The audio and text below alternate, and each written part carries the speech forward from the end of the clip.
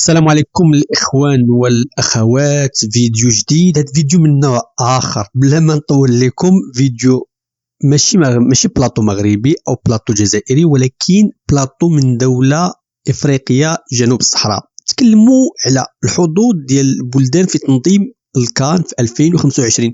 يعني تكلموا بكل تجرد وكل واحد دافع على الموقف ديالو. نخليكم تسمعوا هذا البلاطو هذا، يعني فيه مجموعة من الأمور اللي ربما الناس ديال الجزائر أو البلاطوات الجزائريين وكثرة البلاطوات الجزائريين ما تطرقوش ليها، وهذا في بلاطو واحد انسف جميع الأمور.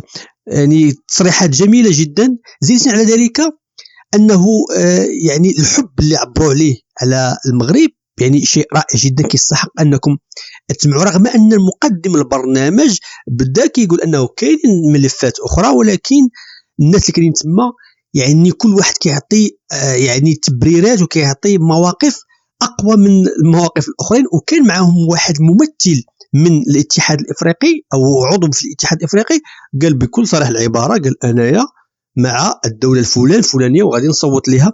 نخليكم تسمعوا هذا الفيديو، والناس اللي بعز عليهم الملاحظات وهذا الشيء. واحد السؤال: شكون هي الدولة ديال اللي فيها هذا البلاطو هذا؟ يعني الناس اللي كيعرفوا راه غادي يلقاوها تحت وسط الكلام. نتلاقاو في آخر الفيديو. لك أول مرة بطبيعة الحال لايك واشتراك، وشكرا للناس اللي كيديروا لايك قبل ما يسالي الفيديو. ونتلاقاو في آخر الفيديو ضروري باش نعرفوا يعني شنو كيعني هذا الشيء اللي كيقالوا هاد الناس هادو. بارك الله عليكم. Et ça se bouscule donc au niveau des pays pour pouvoir avoir cette organisation de la compétition en 2025. L'Algérie, le Nigeria, le Maroc, oui, les pays se bousculent. L'Afrique du Sud peut-être. On pourrait également parler d'une co-organisation Bénin-Nigeria. Sur ce plateau, d'abord votre réaction, Gilles Christ, par rapport à ce retrait de la compétition. La CAF justifie ce retrait par le manque d'installation et d'infrastructures en Guinée capables d'accueillir une Coupe d'Afrique des Nations de classe mondiale. Je pense que c'est une décision judicieuse qui aurait pu être prise un peu plus tôt, histoire de permettre qu'on gagne en temps. Mais finalement, la CAF a pris cette décision. Je pense que les arguments sont totalement fondés. C'est une décision normale pour une institution qui se veut sérieuse de pouvoir avoir l'essentiel qu'il faut pour abriter une compétition. Et malheureusement pour la nation guinéenne, malheureusement pour les Guinéens, leur pays ne répond pas forcément à ces critères-là. Donc on salue une fois encore cette décision de la Confédération africaine de football. C'est logique, c'est logique. Parce que quand vous prenez le pays, même le pays n'est pas stable en matière de sécurité. Et moi, je pense que la CAF a pris la décision la plus belle pour que cette compétition soit organisée dans un pays qui aura tous les atouts nécessaires pour permettre aux acteurs de bien vivre cette compétition. Quand on parle d'une CAN, c'est une fête et on ne peut pas vouloir fêter dans le désordre. Moi, je pense que aujourd'hui, la Guinée, quand on prend la Guinée n'est pas encore prête, elle n'est pas prête du moins à organiser cette compétition en matière d'infrastructure et aussi en matière de sécurité. La Guinée ne me rassure pas, moi personnellement, pour accueillir une compétition de cette envergure-là, parce que on parle quand même de regroupement de 24 nations africaines et il y aura beaucoup de monde. Et quand on parle d'une CAN, c'est toute l'Afrique qui se mobilise. Absolument. Et moi, je pense qu'il ne faut pas confier l'organisation d'une telle compétition à un pays qui est instable. Et à quel pays alors faut-il confier cette organisation, puisque le comité exécutif de la CAF a ouvert le processus de candidature pour l'organisation de la compétition? Déjà, il y a deux adversaires de taille qui se dégagent dans le lot de cette dizaine de nations. Nous avons l'Algérie. Nous avons, pour moi, le grandissime favori qui est le Maroc. On va démarrer déjà par l'Algérie. Son président Zefizef, qui lors de la réunion du comité exécutif de la Confédération africaine de football a eu cet appel de pied de la part de Patrice Motsepe lui-même, qui lui a demandé à la nation algérienne bien évidemment de porter ou de déposer sa candidature pour abriter la compétition. Et après on l'a eu lors du tirage du CHAN 2022, CHAN Total Énergie 2022, qui va se dérouler à Alger, qu'on a eu quelques heures après même cette candidature là de la nation algérienne, qui leur président a dit qu'il y a un certain nombre d'efforts qui a été fait au niveau des infrastructures. Mais est-ce que le fait que l'Algérie organise le CHAN ne peut pas être un avantage? j'allais dire, parce qu'ils nous ont parlé, comme argument, il a parlé des infrastructures, il a parlé des efforts consentis par le gouvernement. C'est vrai qu'il y a cette compétition du CHAN, mais en face, vous avez le Maroc, et il ne faut pas blaguer avec le Maroc. Le Maroc qui a notamment des infrastructures. Au-delà même des infrastructures, avec les stades qu'on voit. Oui, au-delà des infrastructures, c'est tout un projet de développement qui est mis en place depuis 2014 par son président Fouzi Lekdja, le président de la Fédération royale marocaine de football, qui a mis un processus. Figurez-vous que le football au plan local vit très bien. Vous avez des clubs qui ont des subventions qui avoisinent 600 000 euros par an, sans compter des aides qu'on leur apporte. Quand vous avez des complexes, vous avez quand même pratiquement 200 pelouses synthétiques, et un stade au nombre réglementaire en matière de pelouses naturelles et d'éclairage, de système. Et sans oublier, s'il vous plaît, le complexe Mohamed VI, qui est un bijou, le numéro 1 sur le continent, et qui logne d'autres complexes au niveau européen. Quand vous avez associé à cela que cette nation a, selon les statistiques des associations qui sont présentes au niveau de la CAF, a le meilleur championnat devant tous les autres en termes de rentabilité. Donc ça fait énormément d'éléments. Et ils ont abrité la dernière Coupe d'Afrique féminine au Maroc, l'édition 2022, où les Lions de l'Atlas ont été en finale. Donc après même cette compétition, on a vu le président de la CAF qui a félicité la nation marocaine pour la qualité de cette organisation, sans compter les attraits touristiques, le réseau de télécommunications qui est pratiquement le meilleur, les complexes hôteliers, les infrastructures routières. Je pense qu'actuellement, il n'y a pas meilleur candidat, même si entre-temps, on aurait aimé voir d'autres nations, on aurait peut-être aimé voir une co-organisation entre le Nigeria et le Bénin, mais pour être honnête, pour faire un choix totalement clair et plausible, je pense que la meilleure candidature, pour ma part, reste celle du Maroc. Et je ne veux pas vous contredire, moi j'abonde dans votre sens. Non, j'abonde dans votre sens, parce que quand c'est bien, il faut le dire. Vous aviez parlé tout à l'heure de combat. Non, j'abonde dans le même sens que Gilles Christ pour vous dire. C'est un euphémisme aujourd'hui de dire que le Maroc n'est pas le Maroc est l'un des grands favoris, le grandissime favori même de cette organisation de la CAN 2025. Quand vous parlez des complexes, quand vous parlez des infrastructures hôtelières, il faut parler aussi du transport. En matière de transport, je pense qu'il y a des routes, il y a des autoroutes qui sont disposées aussi pour la circulation des gens qui vont peut-être participer à cette compétition-là en 2025. Et au-delà de cela, le Maroc a déjà commencé par poser des actes. Aujourd'hui, en matière de coopération, je pense que la Fédération royale marocaine fait partie de ces fédérations-là qui, quand même, sont à féliciter parce que le Maroc a noué plusieurs partenariats avec des fédérations africaines. Et parmi ces fédérations, il y a la fédération, je pense la fédération du Burkina Faso. Le Bénin également, il y a des ballons qui sont d'ici, il y a des ballons qui sont donnés, il y a des équipements qui sont donnés par cette fédération-là. Donc c'est pour vous dire, et ici, au niveau de l'organisation de compétition, le Maroc accompagne certains pays africains. Vous savez que lors des journées FIFA désormais, il y a ce partenariat entre le Maroc et certains pays qui envoient qui facilite, disons, le transport, l'arrivée de certains pays au Maroc pour pouvoir organiser les matchs amicaux à caractère international. Je crois que aujourd'hui, pour moi, si je suis membre à la fédération, à la confédération, j'allais dire, à la confédération africaine de football, je ne vais pas hésiter à porter mon choix sur le Maroc. Et pour dire que le Maroc, j'ai l'impression que vous ne me suivez pas, mais je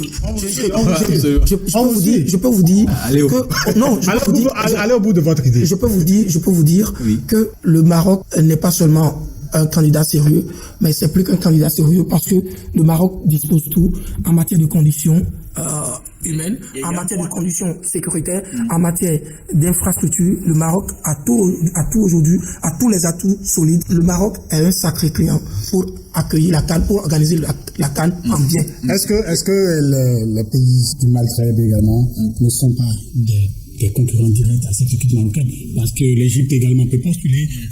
Sauf que il y a des nuances. Sauf que il faut dire depuis quelques années, le Maroc reste le seul pays courageux après l'Afrique du Sud a demandé l'organisation d'une Coupe du Monde. Donc ça veut dire quoi? Ça veut dire que le Maroc ne se préparait pas seulement pour l'organisation d'une CAN. Et regardez, le Maroc en 2014, je crois, en 2014 et en 2018, a accueilli déjà une Coupe du Monde des clubs au niveau... 2 fois la Coupe du Monde des clubs. La Coupe du Monde des clubs. Oui. C'est pour vous dire qu'aujourd'hui, le pays le mieux placé, parce que souvent, la CAF aussi cherche de l'équilibre. Il y a un pays qui est choisi pour organiser, après, il y a le désistement, ou bien le pays n'est pas prêt, on prend notre pays pour pouvoir... Mais avec aujourd'hui, le pour temps, ne pas rester... assez court qui reste pour l'organisation de cette CAN. Moi, je pense que pour ne pas rester... Il y a des arguments déjà que je vais pas oublier. Déjà, il faut rappeler que c'est quand même 4 clubs aux différentes compétitions des clubs dernièrement. Notamment, vous vous rappelez de l'édition 2018 de la Coupe des Confédérations remportée par le RSB CAN. Donc, ça veut dire qu'il y a forcément eu une forte présence déjà de supporters ou de spectateurs au terrain. Un point sur lequel la CAF ne lésine pas. Il faut rappeler que la VAR est bien présente dans ce championnat. Botola League est élargie même vers la deuxième division. Donc on n'aura pas de problème de transparence au niveau de la compétition si elle s'organise en termes marocains. Après, vous allez soulever d'autres arguments pour d'autres nations, mais comme il a su bien le dire, vous pouvez pas avoir une nation qui a 20 stades, s'il vous plaît, avec des pelouses normales et un système d'éclairage parfait. Et le complexe. Alors il nous faudra à peine le complexe Mohamed VI, il faut le noter. Le complexe Mohamed VI qui répond aux normes FIFA avec des installations qui vont sur un espace de 30 hectares. Oui. Avoir cela à côté et penser à nous blaguer avec des nations. En matière de référence aujourd'hui, je pense que le Maroc est bien. Vous savez, quand la FIFA elle organise la Coupe du Monde dans un pays, elle permet en même temps au pays de développer son football, avec surtout le football des jeunes. Aujourd'hui, le Maroc, en matière de politique sportive, est un pays de référence. Absolument. Et je pense que la CAF gagnerait mieux en organisant peut-être la CAN 2025 là. Parce que la CAF va mettre un peu plus la lumière sur le travail qu'ils ont quand même 5 centres de formation. Et stimuler aussi les jeunes, parce que vous savez, quand les jeunes sont dans les centres et ils voient une compétition organisée et qu'il y a d'engouement autour de cette compétition, ils rêvent aussi grand. C'est vrai, le rêve est déjà là, mais ça permet aux jeunes encore de mieux rêver. Et parce qu'ils se disent un jour, ils seront aussi dans ces conditions-là, et ils seront aussi vénérés. Avant, si le Maroc devrait organiser cette Coupe d'Afrique des Nations 2025, il y a sûrement un premier test avec la CAN féminine. La CAN féminine qui s'est bien déroulée. Oui, après, c'est pourquoi la CAN... Beaucoup de compétitions pour un seul pays.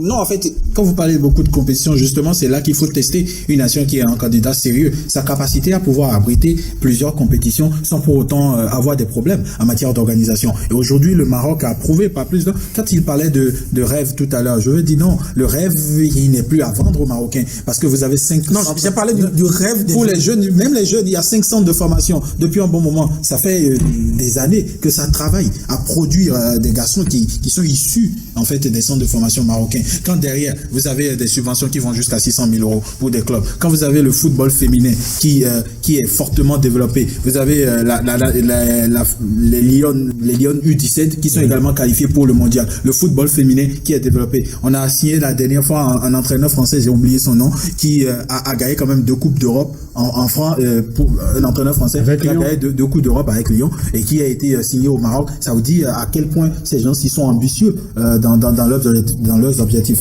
Et je pense que d'ailleurs, il y a un facteur important à chaque fois que nous observons lors des différentes Coupes d'Afrique des Nations, c'est qu'il n'y a pas souvent de grande présence au niveau des gradins quand on suit certaines rencontres. Quand ce n'est pas l'équipe organisatrice qui joue, on a de l'absence. Mais non, ça va être différent au Maroc parce que c'est des habitués. Vous savez, ces formations, ce pays avec ses formations en Coupe d'Afrique, ça fait forcément de grosses recettes. Oui, on a vu lors de la CAN féminine passée, on a vu, et vous parlez de Reynold Pedros, le français tout à l'heure. Je pense que lors de la CAN passée, la CAN féminine, si une CAN féminine, moi je dis, si une CAN féminine peut déjà susciter beaucoup d'engouement comme ça chez les supporters qui sont venus au stade, je pense qu'ils ont réalisé le record d'Afrique au niveau de matière d'affluence pour cette CAN féminine là. Et si chez les femmes, vous avez déjà, chez les dames, vous avez déjà cette affluence-là, je crois qu'au niveau des hommes, ça ne va pas causer de problème. Et si vous refusez aux Marocains,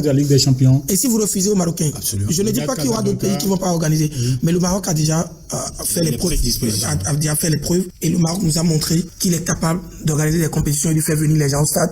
Aujourd'hui, la CAF souffre parce que quand il y a l'organisation de la CAN, les gens ils vont pas au stade, la billetterie souffre, il n'y a pas de l'argent qui entre dans la caisse. Et si la CAF aujourd'hui, elle voudrait rafouiller un peu sa caisse, je pense qu'il sera préférentiel d'organiser cette compétition au Maroc pour que l'argent tombe dans la caisse. Merci, monsieur, d'être intervenu sur ce sujet. كما شفتوا الاخوان، يعني هاد الناس هادو صراحه وصلوا لواحد النيفو ديال التقدم اللي فات الجيران ديالنا. شوف كيفاش كيتكلموا بامور واقعيه، امور مضبوطه، عطاو دي زارغيومون وعطاو براهين يعني كاينه، يعني ما فيهاش الغبار، ماشي على الغبار، يعني ماشي يعني البلاط كما قلت في الاول، بلاطو الجزائريه كامله ويوميا في عده اذاعات، هادو اختصروهم في بلاطو واحد وقالوها علاش المغرب خاصو ينظم كذا وخاصو ينظم كذا وكذا، وما نضحكوش مع المغرب. قالها نفو با بلاغي مع المغرب.